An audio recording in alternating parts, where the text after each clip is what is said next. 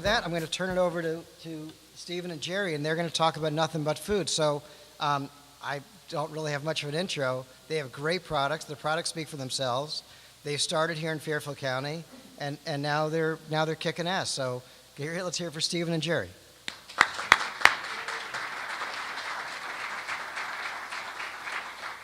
Hello.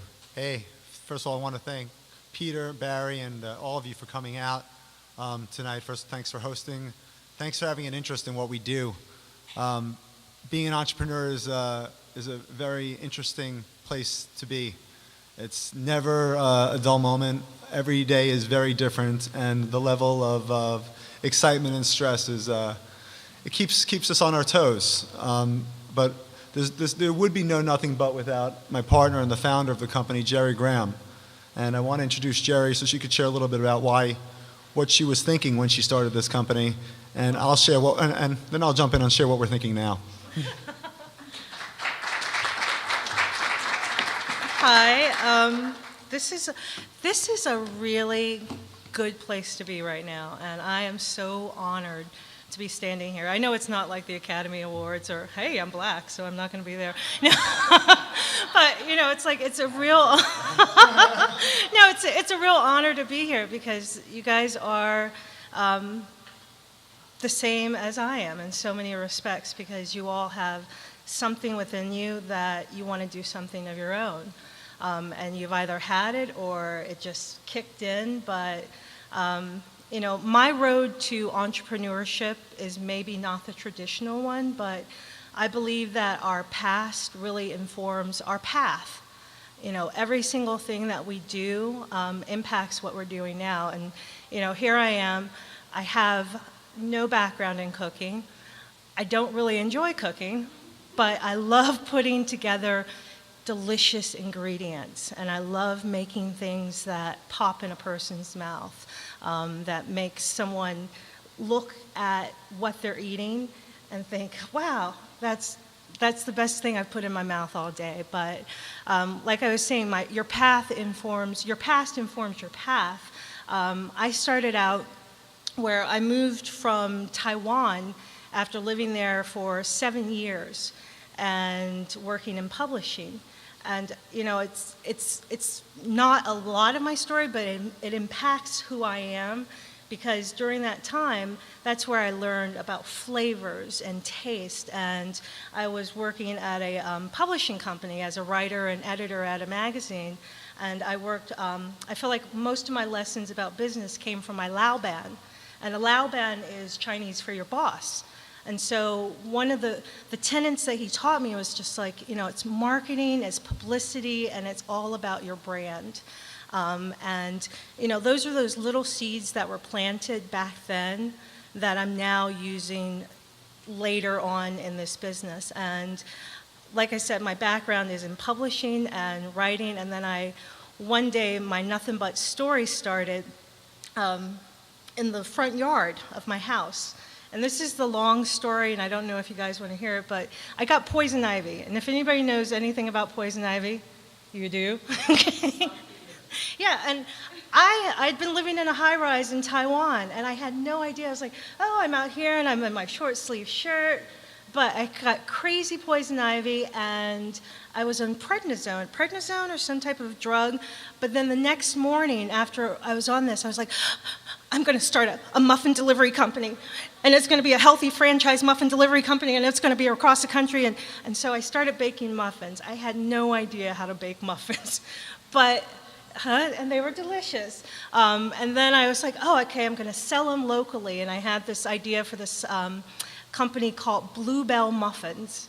And Bluebell Muffins was going to revolutionize. They were going to be the edible arrangements of the food industry and all this stuff. And then I started making the muffins. And muffins don't last very long, and you have to throw them away. And then I started noticing, like, okay, if I want to build something that has the ability to grow, it has to be, something you could put on a shelf, and it's going to last. And I wish there was like this happy story of like, oh, I was in my kitchen and mixing around. I was like, no, I want to build something that tastes great, that's unlike the Cliff Bars. Like if you go to the store, it's like we have the Cliff Bars and the other bars. And my daughter, who I was packing these little bars in her lunch, and she'd come home every day, and she was like, they're still in her bag. And after a week, I was asking her, I was like, why don't you like these particular bars? And she didn't like the texture, you know, the gumminess and the brown rice syrup and all these things that stuck to her teeth. And that was my little aha moment of, oh, I can do something better.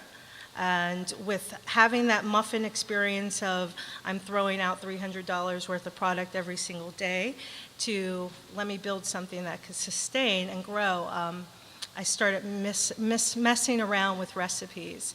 And then I was just myself and my daughter, selling at local farmers markets and coffee shops, but always trying to figure out something a little bit more. So I went from Bluebell muffins to, what was it, Annie, my friend Annie's right over here. It was BB bars, Jacob bars. It was, you know, I had 4 different names until one day I was sitting with a friend and we were talking. I was like, oh, what is this? And I was like, well, you know, it's nothing but, you know, almonds and nothing but chocolate and nothing but oats. And I was like, ah, there's your name. And my friend who was, I think he was 25 years with Saatchi & Saatchi, I figured, like, you know what? He might know what he's talking about with naming a company. And so I took his advice, dropped the G on nothing, and became Nothin But. You know, and I think everyone, we can look at the big shiny packaging and the product, but this road to get here, it was probably, it's still, we're not even there, but it's still probably the hardest thing I've ever done after having a child in Taiwan, not speaking English and trying to figure it out. But like having and giving birth to this, it's been, you know, getting permits and, you know, getting the right kitchen and right packaging. And then, you know, getting to this point where at one point I had 70-something recipes. And that's when I was starting to figure out, okay, this isn't going to work with 70 recipes. I was actually seeing the WBDC, Topher? Topher, actually, I met Topher in one of the classes that you guys offered on building your business and your brand and your business plan, because that was around the time where I figured if I want to grow this into something a little bit more, I needed to get serious and not just, you know, throwing things in the bowl and not knowing what my costs are, which I still don't always know, but that's part of the fun.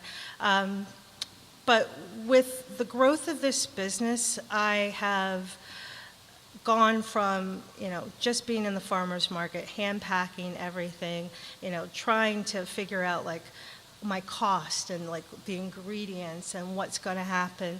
But the reason why I even started this was I was working in corporate. I had that job. They decided, oh, let's lay everybody off. And here I was, you know, living with my daughter, myself, and my husband, trying to figure it out. Got laid off. My husband decides to go to Abu Dhabi, leave my daughter and myself. I'm on unemployment, making granola bars to get along. But there was something, I can't remember the date, Steven, but something happened where I decided, no more. I'm not going to keep working for someone else and have them pull the rug out from up under me. You know, the times where, you know, electricity has been shut off, the gas has been shut off, and water has been shut off. And those are the things that have happened as a result of, you know, not trusting in my dream. And so when I've trusted in this dream and I'm going forward with it, all these wonderful things have happened. Steven's going to tell you about some of the things, but we've gone from, you know, being just at farmers markets and coffee shops to growing this into something that, you know, provides a living for a lot of people and is continuing to grow. I'm always very confused. I had all these great notes about all the things I was going to say, but I'm like, no, what do I say? But no. Okay, and so here, we can do this tag team. There we go. So my story was, you know, I had the privilege of walking into this coffee shop one day. I'm an attorney by trade. I have another business, finding staff for families and executives. And it's a service business, and though it's provided me with a nice life, it wasn't not my passion. I always loved snacks. I loved my treats. My wife used to call me Mr. Treaty Pants, and she, because I always was bringing home stuff to try, new stuff. And one day I had the opportunity to taste one of these bars at Doc's Coffee, and I went into the parking lot, and I found Jerri, and I said, "Listen, I think you have something here that's special." Now, I have no experience at all in the food business. The only thing that I really had was, decent taste buds and a passion to get this product out there. So literally just packed up my car and just started selling it, door to door, store to store. First going to the Hamptons, it was the summertime, and taking the ferry, very, very cost-effective way of distribution. The ferry, yeah. So, but there were reorders coming, and I was like, okay, this is good. This is really, there's something here. And we kept kind of growing it, and, then we realized we need a distributor.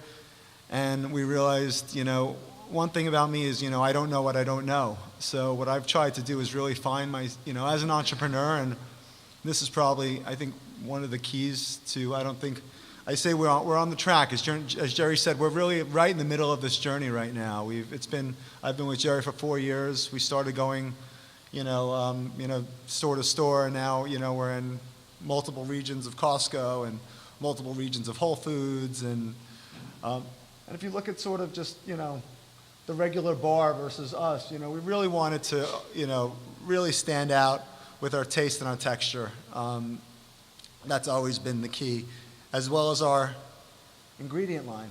I mean, if you just look here at this simple slide, this really says so much about what our mission is and what our company is, because there's just so much unnecessary garbage in your food. It seems logical. Why do we need it there? But then once you start learning how the business works, and I was very naive, and I thankfully was very naive, because when you walk in an aisle, the bar aisle of Target right now, which we are in, and it's not our strong suit, because we're competing against General Mills selling 2 for $5, 10 bars. It's absolutely impossible to be in that space. So we're learning as we've grown. So we've learned that we actually need to launch a single serve bar, which is coming out, and we're manufacturing next week, because that's really huge demand in the marketplace. We learn from our mistakes.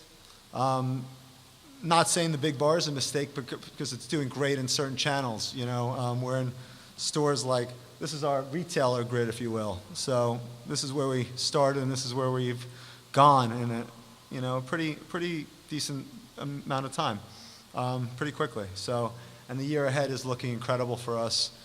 I just got back from the fancy food show, and right now, to be in the food business and the better for you food business is an incredible place to be, because the whole country is moving towards eating with less crap in their food, and we want to be part of that. So here's an interesting thing. Connecticut has been working on growing the startup economy for quite a while. When the Innovation Center and a bunch of our colleagues around the state got started by the CT Next program, which is mentioned up on our wall, which is where we get some of our funding. There already was an infrastructure in place. It was doing a lot of good work. One of those places in place was the WBDC. And so when Jerri and Steven and I were talking about, what are we going to talk about, what are we going to say, I said, by the way, Jerri, did you ever take any classes at WBDC? And Steven, he had no idea. No. So the first question goes to Jenna, because she did take class at WBDC, and I want to get to that.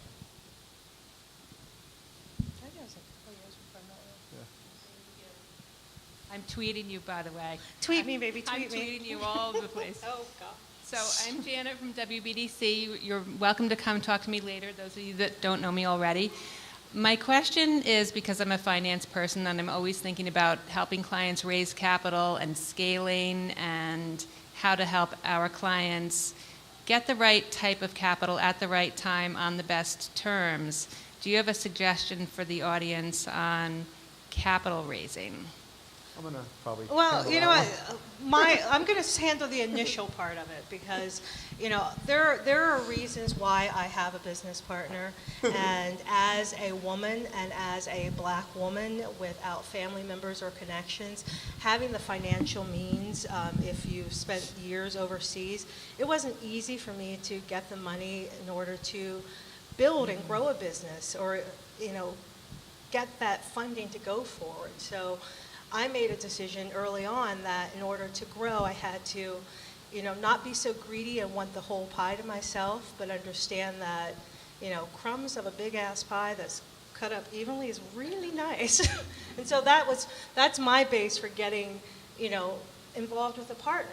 And, you know, people even ask that. So that's the ground root of my funding. So go on with the other funding. Yeah, well, my funding is not that extensive. I helped in the beginning with some seed capital, that luckily, but it was really, it's not easy, you know, in the food business right now, there's just a tremendous amount of capital. Banks, not from banks, but from private investors and private equity. There's a lot of money out there, but they want to see proof of concept. They want to see velocity on the shelves, movement on the shelves, turns. And we were able, you know, we've raised some money this past year from both friends and family, and then some angels that really, you know, stepped up. And only now, as we're growing, you know, if you have a food business and you hit, you know, $10 million in revenue, you've got a lot of people that are knocking at your door. We're not there yet. We're on a good path, but we're not there yet. So it's been a lot of hustling to get the dollars. It's been receivable financing because we have, you know, some lead times in getting paid, and our co-packers like to get paid fast. But it's, you know, the finance part is a very important, significant part of this. And again, it's a challenge. It's always a challenge. We've gone from, you know, me waiting at Steven's house. Hey, Steven, get a mailman check? there. Mailman come yet? Mailman Yeah. come? Did we get a check? Did we get a check? To, okay, we've got this 200,000 that we have to move Yeah, to like- so-and-so. like by today, so-and-so. 'cause he's texting me Yeah, and- like we have 350,000. Yeah, So the yeah, money so is just bigger amounts. It's just bigger amounts, but the stresses are still there. And honestly, my job, what? It's more so. Yeah, just more so. Now that people have actually trusted their money to us, Yeah. I really want to make sure that we're not letting them down and we're making the right decisions. So, again, you know, we've brought in some great people to help us. You know, our attorney is literally my godfather in this business. He's helped us out in an unbelievable way He makes us financially, kisses ring. and he literally, you know, he's so well networked. As you know, he started Vitamin Waters Attorney, built a business. And he's the king of the food business now in terms of counsel, and has a fund. So, I mean, Nick Januzzi, if anybody knows this guy, he is the king, and we love him because he has helped us out so well. So I've got a few questions, and then if you guys have questions as well, just keep them in mind, and I'll bring a mic to you when we're ready. So my question was, first one was, how do you guys divide work? And how often during a day are you, you know, sort of watching over what each other is up to? Well, right now we're at a stage where I am the happiest in so many ways that I could possibly be, because we're no longer operating out of the back of somebody's kitchen or, you know, Or in selling my out of the living back of the room car. or in my living room or Yeah, any of that or my stuff. garage, or we my now warehouse. we now have an official warehouse and employees, so a lot of the stuff that we were trying to do that we had no clue as to what we were doing, like deductions, huh? And now we actually have real people who know how to do it. We have a VP of sales in-house, and we have a director of operations. You know, a lot of those things that we didn't know, like Steven said, you know, I've always said Steven's like 7 degrees from Steven Laitmon because he can find somebody. And so we found the proper people to help with the things that we don't know how to do, but the things that we do know how to do, like when things just don't look right. Yeah, right now, you know, in terms of the packaging, you know, that was a project that was, you know, Jerri and I's project together, Right. making sure that single serve packaging is right. Or Talking anything. to all these, you know, this past weekend I had a lot of meetings with different private equity investors and other companies that are interested in what we're doing. You know, I'm thinking of the future, how we're going to scale this business, how we're going to get distribution, and how we're going to keep it funded. Jerri is, and Jerri is also the creator of all the flavors that come out of our kitchen. So. And, it's like a lot of the day-to-day operational things, like, checks being entered and sent to our financing companies. So it's like some of the things that, aren't my wheelhouse, you do them, even from, packing up pallets or shipping out orders. I'll do whatever needs to be done, and I've always been that person, and it's like, whatever we have to do, from even making sell sheets. Like, we're working on sell sheets and banners for Expo West, and we have to go shopping next week, like how to map all those little things out. And Steven's trying to get us a better booth. There's a lot of moving pieces to this that you don't realize in the beginning. Right. No, I think the partner part is. I mean, it's the first thing Jerri talked about was, you wouldn't be here if it wasn't for Steven, that he called you and you guys developed that great relationship. And then it's not just that one thing. It's that you guys have gelled along the way. And it wasn't. It's a black and a Jew walk into a bar. Yeah. That's my joke. No, and he's here all week. He's here all week. Try the meal. Yeah.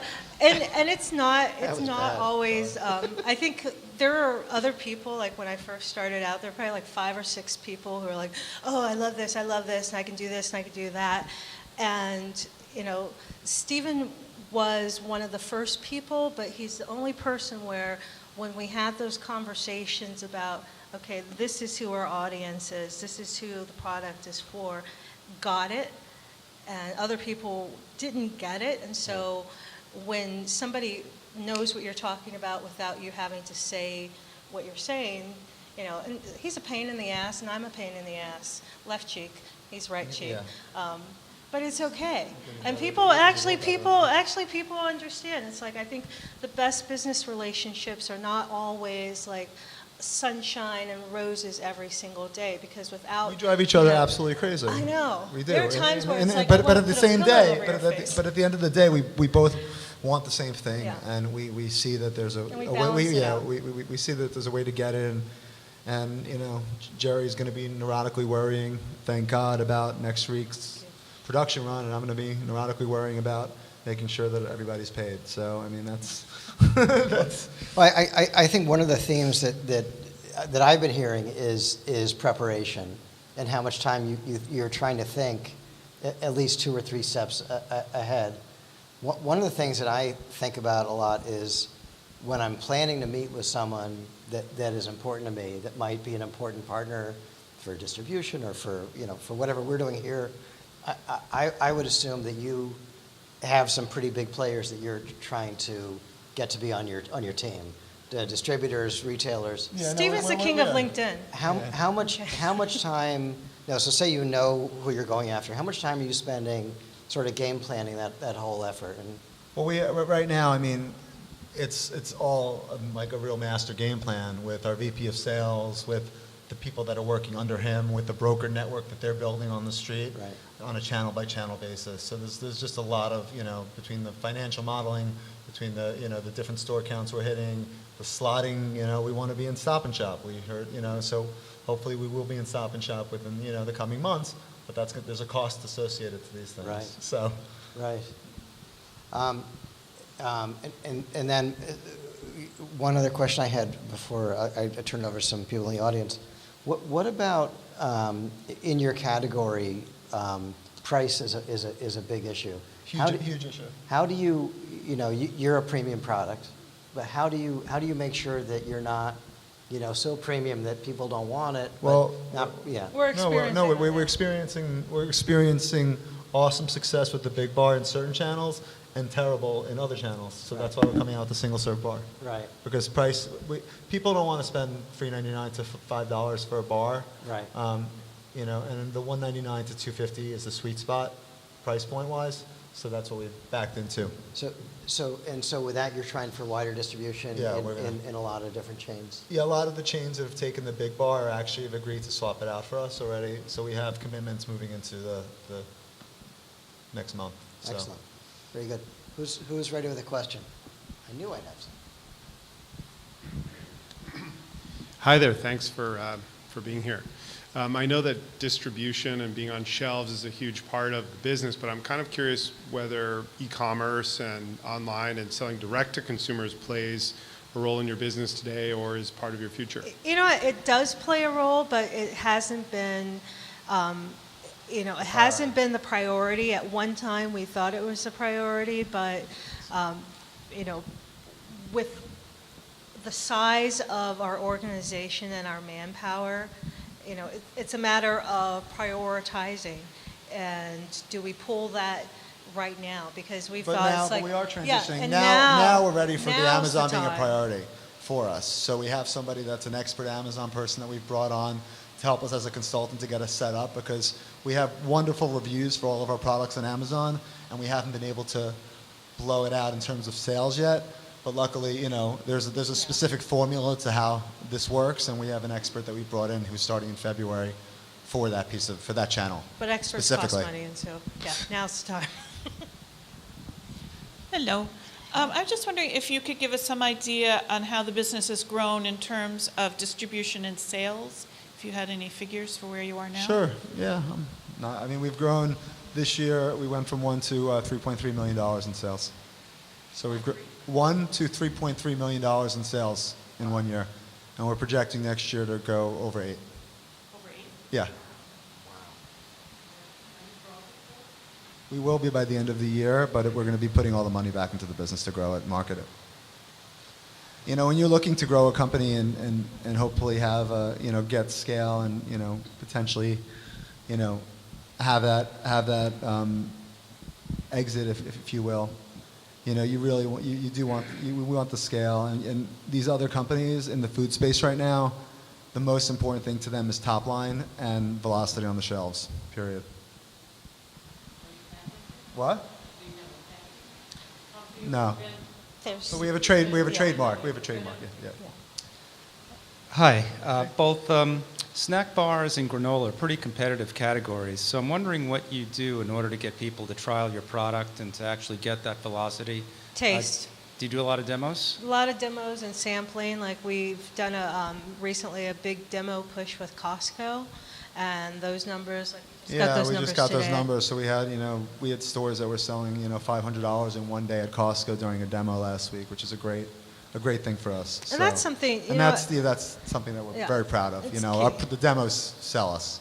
Right. So and also the key in the beginning, really, before we really were doing demos, was placement.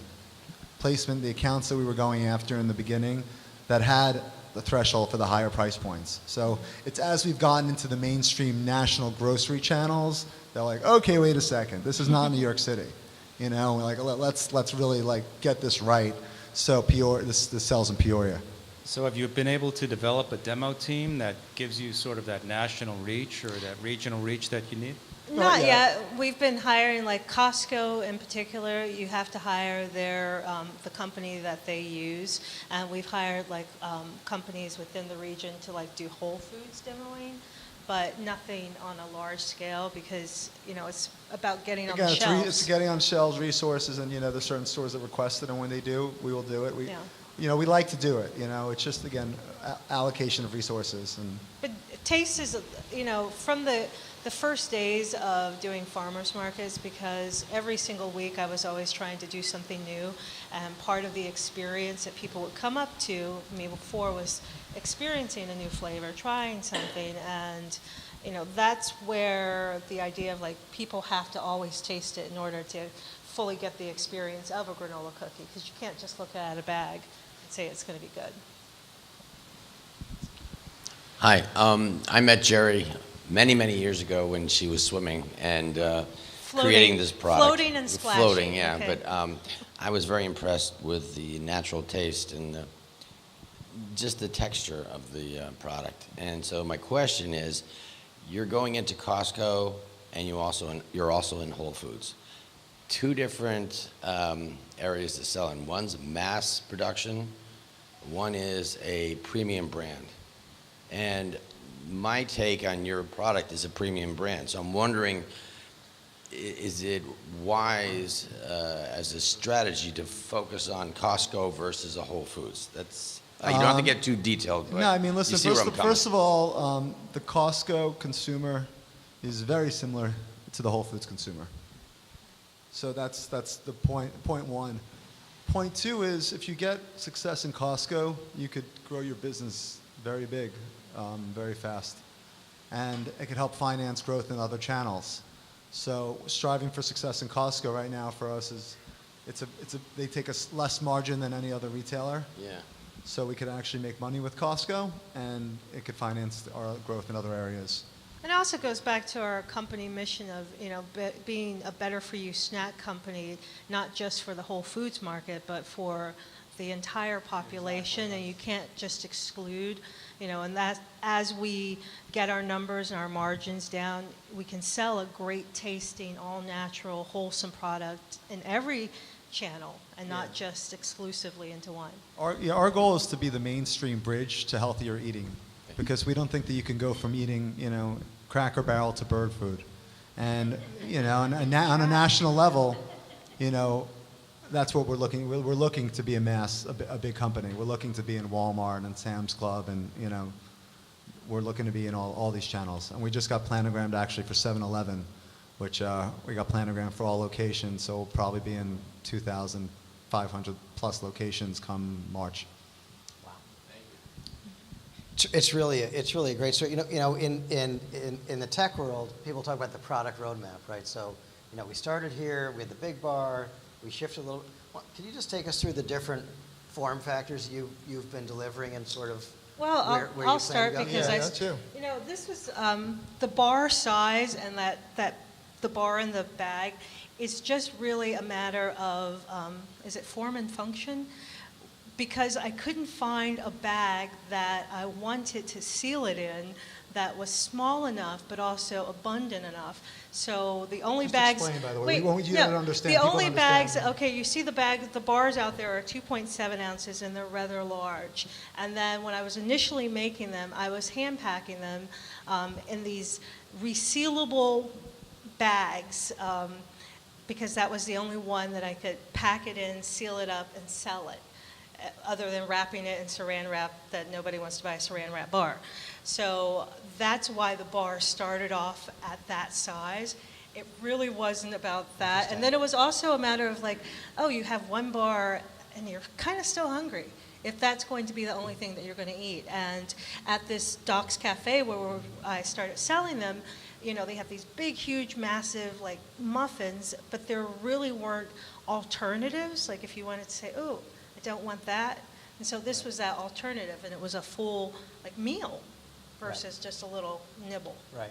So you started out with that, and then then what was the next size? And then the next size was the cookie, and the cookie was actually a result of bits and pieces. I used to cut off the ends because the bars were in, cutting out of a big sheet tray, but there were all these little leftover bits. Right. And so I would take those, put them into a box, and sell those at a farmer's market.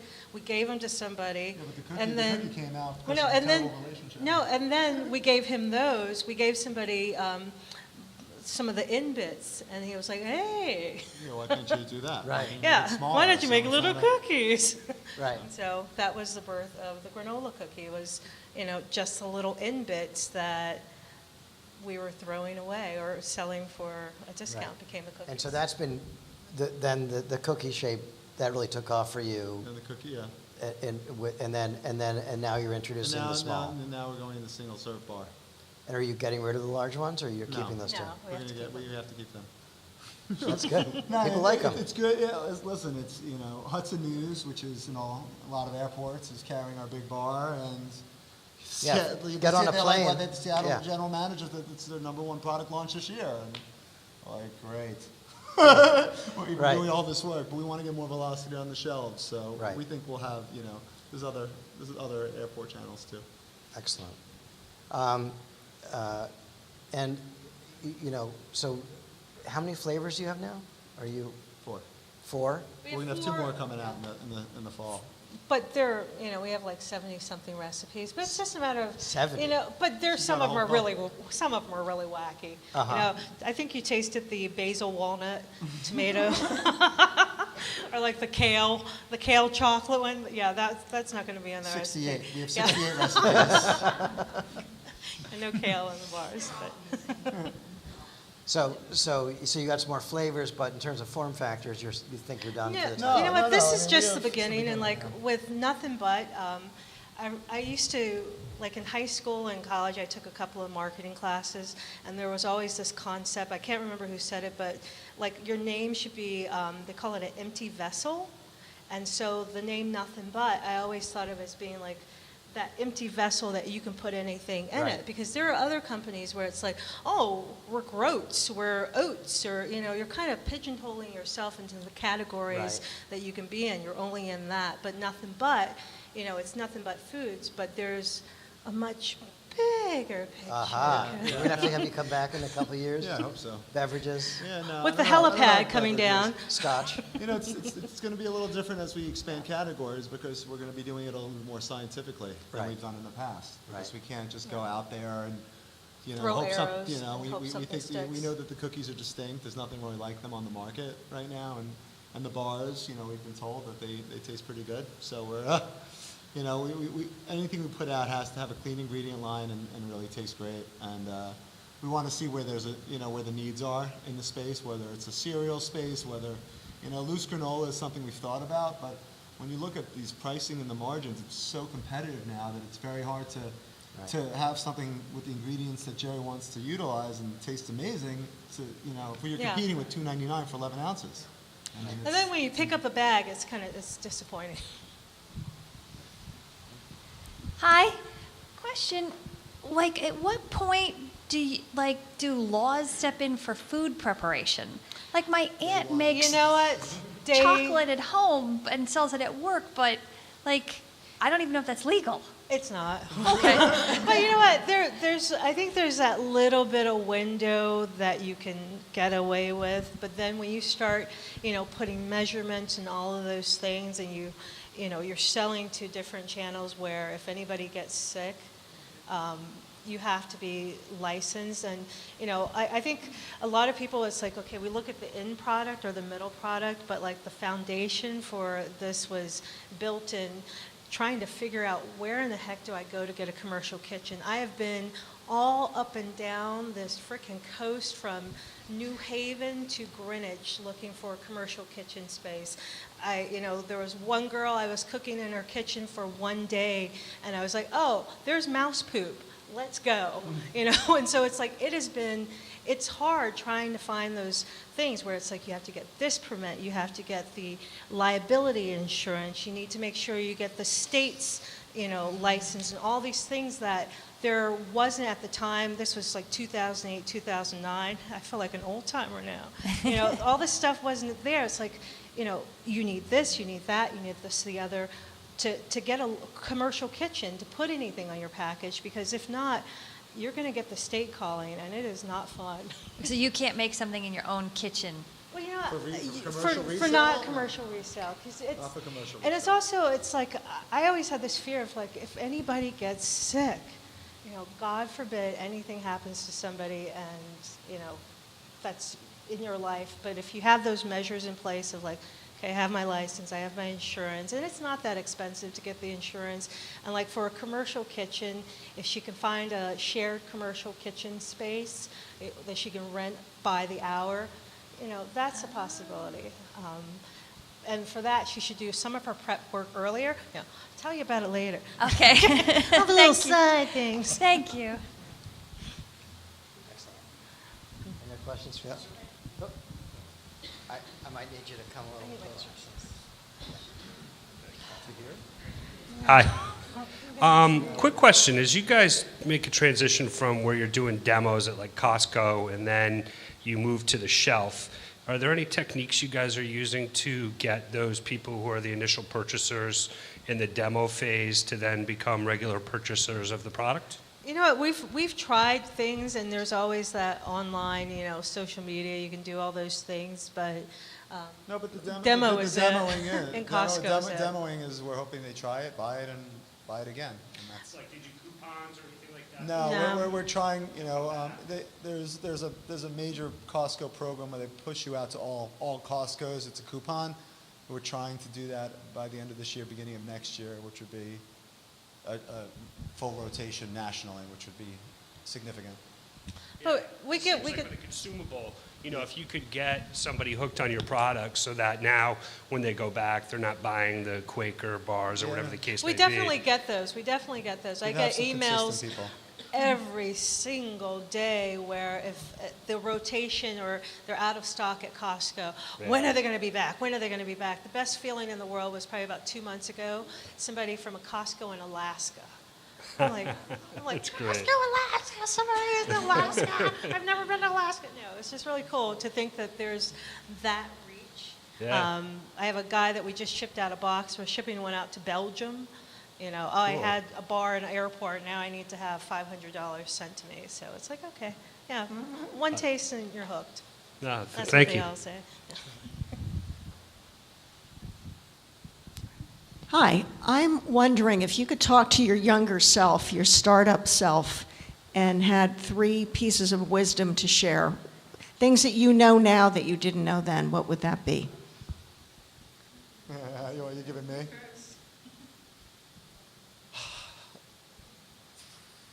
God, it's a good one because this oh, God, this is tough. Well, patience is first of all a good one because I'm not very patient and things take time. One lesson I learned, in the beginning is, I was focused, initially I was so hung up on getting this 2-serving bar in a resealable package and having this point of difference. I definitely would have told my younger self that was the biggest waste of a year that I had and a lot of time and energy. But I've always been somebody that's trying to get out of my own way and help people get out of their own way too. So, Jerri, tell me. You know what? I think about the things that I've learned. One, I probably would have saved my money along the way a little bit better so that on these rainy days or when the funds are tight, I had a little bit more like breathing room. I think, 2, I would have let go of some of the things that I clung on to as necessities, and it's like, oh, this is the way it has to be.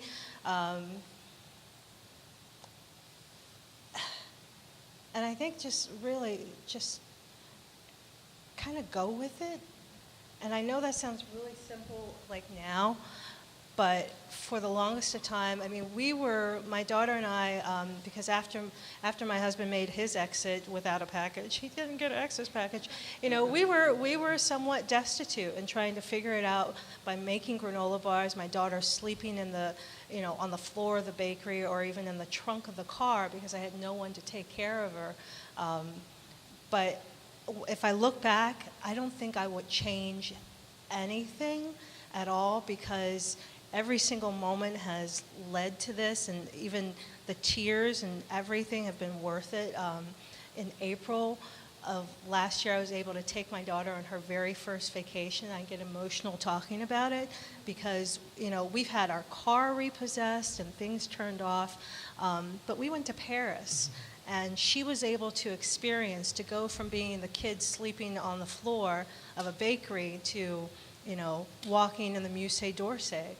And that to me was like, this is the end all, not end all because I don't want that to be the end, but this was that moment that was good for her because she was able to see for herself like, okay, this is worth it.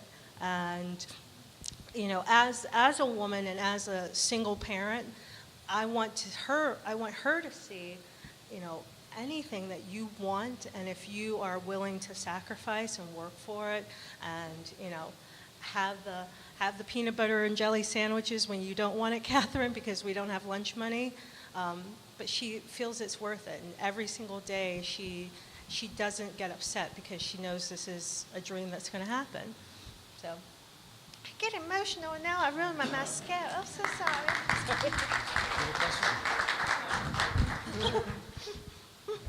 Come over this side. Hey, so one of the questions that I had was, you talk about when you started at farmers markets, and we see where you are today. From a manufacturing capacity or scaling that part up, so how did that go? I'm assuming there were co-packers involved. It was something that, because we don't have experience, we figured it out as we went along. Like I went from, making it in the back of a coffee shop in a 2-shelf convection oven to, looking for that space. And then we had this commercial kitchen that when we were partnered up, that we had two guys. We were trying to, everyone. But it was during that proof of concept stage. So we went from making them ourselves until we found a co-packer that could make them. And now we because it's not an easy product to make. Like that's something else you may not think about, but the product is like a baked bar, and a lot of the other things that you try, like they're either cold rolled, or like some of the extruded bars that kind of look like a tube of food product, and we won't say what it really looks like. And so our process is different. It's not macerated, it's not ground into mush that you can't discern an almond between like an oat. So we wanted to find a co-packer who could have those same manufacturing qualities that I would make myself. And we found that we're transitioning to somebody that we actually hired a consultant last year who was charged with introducing us to co-packers, and he found somebody that really just loved the product. And this guy is, in addition to our attorney, he's our Dutch uncle too, because he's really gotten behind what we're doing. He's set up equipment. We will be in a certified gluten-free facility that we're really not even at the point where we should be at scale for, but he's taking a chance on us to really help us grow. So with both of our co-packers, we're really looking to grow, and all three of them, we're looking to grow. I'm surprised to hear you say that you're still not at that scale based on what? Scale. Sales figures or it's a big business out there. Yeah. There's a lot of bars out there. There's a lot of and we're growing, and we're lucky that we're growing. But when you're competing with the Kinds or General Mills, it's just there aren't that many, startup or 0 to 1 million facilities. There really aren't. Yeah, I have a quick question. So aside from the distribution challenge and building that network, if you could speak to the marketing challenges that you're facing, and a little bit about your new product development, how you're getting smarter about running the business from a marketing standpoint, building the toolkit. What are the greatest challenges you're facing with that? Well, again, getting people to try the product is key. We started an influencer marketing campaign, so doing a lot of stuff on social media. Yesterday, Sofia Vergara from Happy Family posted Modern Family. Modern Happy Family. Excuse me. You're thinking Shazi's business, Happy Family. Yeah, exactly. Exactly. I'm thinking of the company, but she had literally wrote 15 things I can't live without for a new year and put a picture of our bar there. Oh, so nice. Things like that we're doing just to start to get the word out, marketing, and also being in places that might not have the best margin, like the Hudson Newses of the world and the SIBO Expresses of the world, are huge for our brand exposure, because every person that I've spoken to that's thinking about investing in our company has seen them at the airports. So where we place the products are really important, and we'll probably start some as we fix our website up a little bit now, as we're doing the Amazon transition, and Jerri and I have more time to focus on that. We'll have the online marketing side as well. And on the new product we're always developing things, and but you said, how do we get better about it? But getting better about it is, I was telling someone earlier when I first started, I was going to I'm going to buy some nuts from Whole Foods, and I'm going to Trader Joe's, and I was making bars that were probably like $6 a piece, and I had no idea, and that's gotten a little bit better. No, but we have an operations person who sources ingredients and now. so it's that type of transition from not knowing what you're putting in there because you just have this concept to now when I'm developing something, I'm thinking, okay, what percentage of this is going to be this? And now even trying to not re-engineer, but making sure that whatever we do, the integrity of the taste and texture and product aren't compromised for cost. But at the same time, but we have to be smart. We have to be smart. But we just. There's a lot of white papers, and there's a lot of data already out there. We have with our VP of sales and different people within the industry giving us that information of, okay, this flavor's working now. And it's also, kind of trusting within your own, palate. It's having faith also that that the packaging is pretty and what we put on the shelf is going to sell. I think what Mickey's getting to is, it seems to me like you're more of, sort of the wizard mentality, right? We're going to invent something, a product that's great. We have a Wharton MBA who helps us out, and the director of operations, who together, between the Wharton MBA, his title is our chief naysayer officer, literally, between him and between our operations person who's sourcing every ingredient down to each oat, that's how we're getting better at doing it. But in terms of the way you develop a product, it's not based on research as much as it is on taste. No, it's taste. And these products, these 4 big bars have been in the market now for a long enough time that we have enough data that people love the flavors. So we just need, once we know we have the taste right, we got to get the packaging and price point right. Okay, just 2 more questions. Hi. I'd just like to go back to, you said you weren't really a baker and you didn't have an experience. So how did you even come up with the first recipe, or how to put these things together to get, did you know you wanted the certain taste? Or I'm just curious of the genesis of even the product itself. First, I started off the idea of, my daughter was returning these bars without texture and, that taste that I would want. And I think that when we always do things with the mindset of like what we want to experience, that's how things are born. And so, just based upon what I really wanted myself. What? No, it's like trial and error. Trial and error, and with like getting the ratios right, you just have to figure it out. And like with not having experience as baker, I have experience in life where I used to, at my highest weight, I was 350 pounds. I'm not like a supermodel now, and I'm not going to ever be, but I've always had that food dilemma, food issue. And I grew up in a family of Little Debbie cakes, ho-ho, Oreo eaters. And when I want to make changes in my own life, I, like Steven said, can't go from Cracker Barrel to bird seed. So by creating an alternative to what I would want myself that satisfies and satiates me on all those levels, it helps me. And also with parents. And well, for me, there's another aspect. Like nuts are important to me because my father had Alzheimer's. And I always think about like every single thing that we eat has some type of impact on our long-term life. And, nuts and oats and all these things, good brain health and whatnot. And hopefully, little bits and little bites can do something to impact a person's long-term life. So you never know. Might be something. Last question. No question. Hi. I'm a big fan, and I was wondering, who is your target market? You. And you, and you, and you, and you, and you. No, I mean, it's really such a broad market. I mean, we were parents, so literally my 3-year-old will people wake up teeth. eating. Yeah, people with teeth. That's a good start. No, I mean, really, we're trying to be a mainstream bridge to taste-driven, healthier eating. So we have a very huge runway to. And a lot of the products are, I think of them as being candy bars disguised as like granola bars or health food snacks. And if you look at a layer of chocolate drizzled in chocolate with the candy-coated nuts on top, that's a freaking candy bar, And let's just call it a candy bar.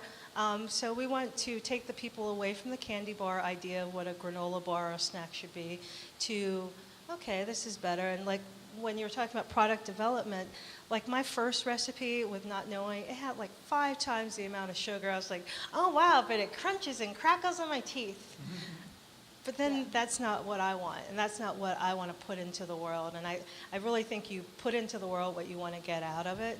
And by, putting good food and doing things with like integrity, not skimping on ingredients, trying to, that's been our hardest part with developing this granola. We don't want to be that asshole company that's trying to, let me see how much we can make this for to, rip people off. No, we want to give a good product with good ingredients that Even if you're it going to means get we can't some. do it. Yeah, and Even right if we now can't we're like, do it, okay, we're gonna hold back, hold back, off. This isn't until gonna we can work. get it right. So everybody's our target. Thank you. Well, that's a great way to end. Thank you guys so much. This is Thank you. fantastic. Donegato. Hey, hey, hey. That's the wrap.